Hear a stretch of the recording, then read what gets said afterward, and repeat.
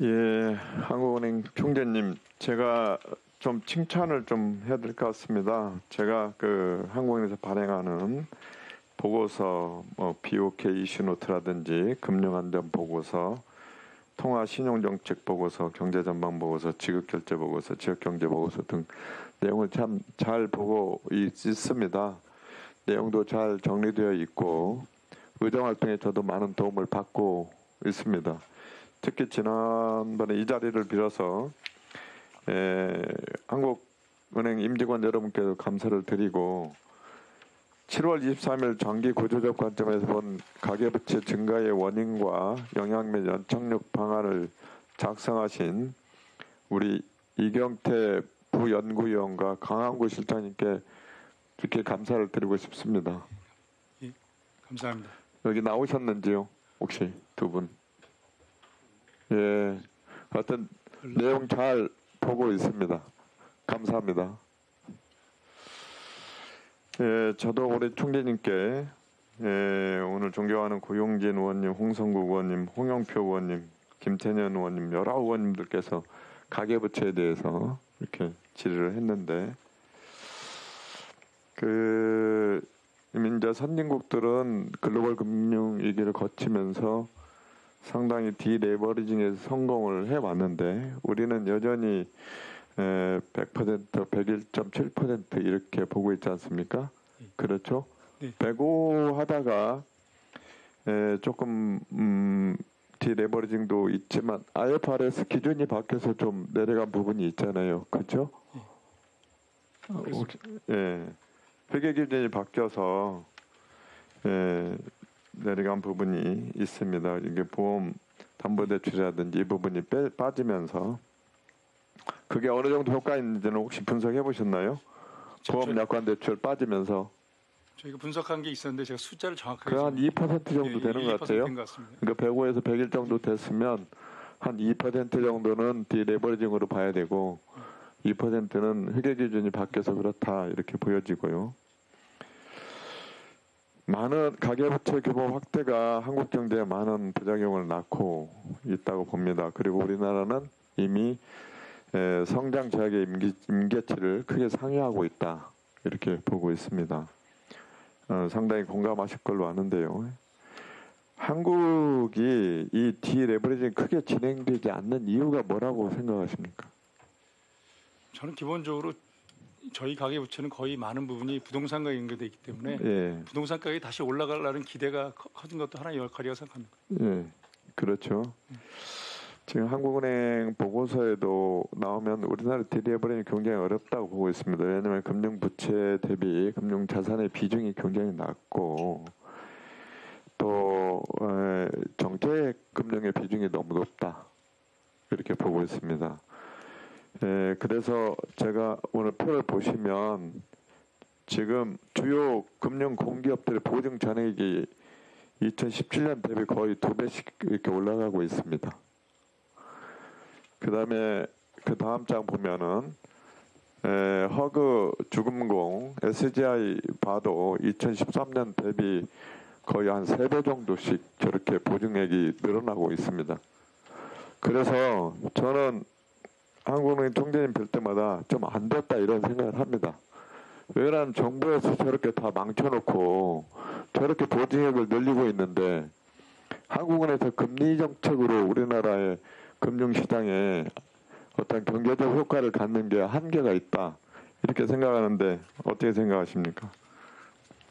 저 위원님 지난번에 말씀하신 이 보증 문제는 정말 중요한 문제 같습니다. 근데 어느 정부에 관계없이 지난 저희가 10몇 년 동안 계속 늘어난 것은 사실은 이런 걸 통해서 경제 성장률을 유지해온 면이 있기 때문에 이것을 포기하고 공급 측에 보증을 하더라도 수요 측은 보증 안 하는 것이 맞는 방법 같습니다. 네, 그런 측면도 있었죠. 그런데 제 임계치를 이미 넘었다고 보고 있습니다. 그래서 이제는 이게 굉장히 경제의 부담으로 작용하고 있는데 그럼에도 불구하고 올해도 특례, 보금자리론이라든지 이런 식으로 땜질식 경제 처방을 해오고 있는 거죠.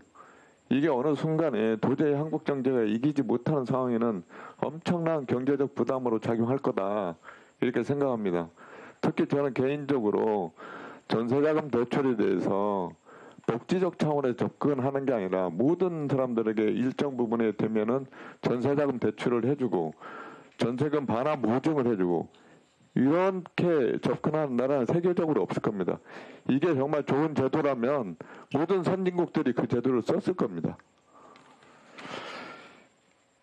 제가 볼 때는 이 디레버리징 유도하기 위해서 한국에서 통화정책 긴축 강도를 강화될 필요가 있다고 보는데 너무 일찍 인상 기조를 중단한 건 아닌지 이런 생각이 듭니다. 어떻게 생각하십니까? 그거에 대해서는 좀 다양한 의견이 있을 수 있다고 생각합니다. 그래서 저희가 물가가 어떻게 되는지 이런 것도 보고 판단해 주시면 좋을 것 같습니다. 그렇습니까?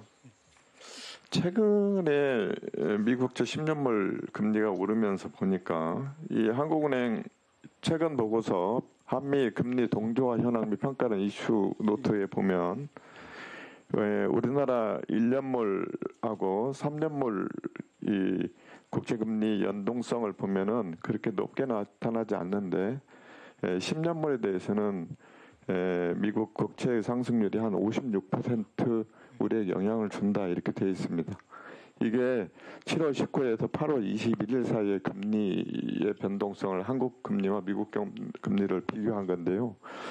최근 걸 보면은 최근의 상승을 보면은 한국물 10년과 미국물 10년 사이에 굉장히 상관관계가 높아 보이거든요.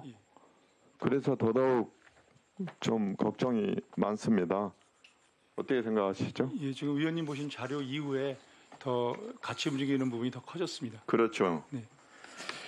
그래서요. 제가 좀 걱정되는 부분이 뭐냐면 지금 그 외국인들이 외화채권 순매수액이 2분기까지 많이 늘다가 3분기 때는 매수 강도가 굉장히 약화됐지 않습니까? 1분만. 그렇게 통계를 보고 있죠.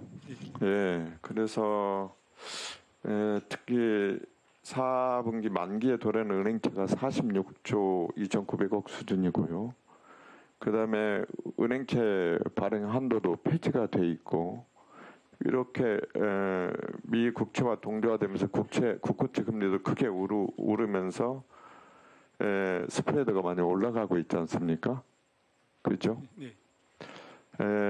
그러면 아마 기업들도 자금 조달 미룰 수 없다고 생각하면 회사채 시장 약세가 불가피하다고 느껴집니다.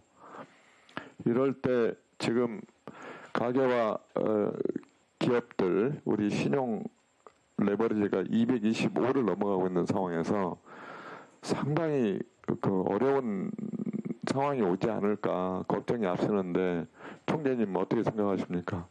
지금 걱정을 하게 되면 이 모든 것이 위험 요인입니다. 그렇지만 지금 상황에서 저희들이 크레딧 스프레드나 또 지금 은행의 자금 이동이라든지 이런 것을 모니터링하고 있는데 지금까지 이상 징후는 없습니다. 근데 그것이 앞으로 없다고 보장은 못하기 때문에 계속 모니터링하면서 대응하고 있습니다. 작년 말보다는 우려가 좀 덜한 상황이지만 앞으로 국제 정세에 따라서 어떻게 변화할지 모르기 때문에 유심히 봐야 될 상태라고 생각합니다. 예, 수고하셨습니다. 주질의 마지막 순서가 되겠습니다. 존경하는 윤영석 의원님 질의해 주시기 바랍니다.